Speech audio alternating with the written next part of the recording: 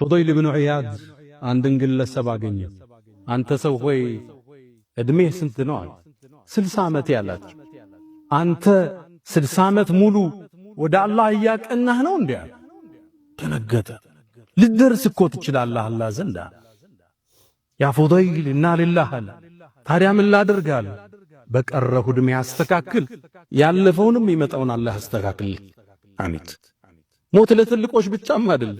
ሐሰኑል በስሪ ሽማግሌዎቹ ሲያዩ ምን ይሉ ነበር? እናንተ ሽማግሌዎች ሆይ አዝመራ ከደረሰ ከበቀለ በኋላ መታጨድ እንጂ ምን ይቀረዋል? ምን ትጠብቃላችሁ ይላቸው።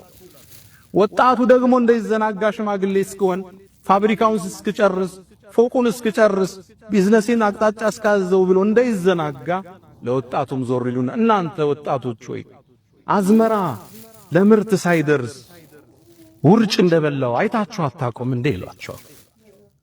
ሞት ሲመጣ ሕፃን አይመርጥ፣ ሽማግሌ አይመርጥ፣ ትልቅ ትንሽ ለሁሉም ይላካል። የተወሰነ ጊዜ አለው፣ የተወሰነ ቦታ አለው። ዝግጅት ይፈልጋል። ውስጥ የራሳችንን ሂሳብ መስራት፣ የሰው ዕዳ ካለብን ጥግ ማሳዝ፣ ለቤተሰብ ያልነገሩን ያልጻፍነው ካለ ጥግ ማሳዝ ይፈልጋል። አላህ ሁላችንን ይዘንልን። መሻይኾቻችን ሁሉ አላህ ይዘንላቸው።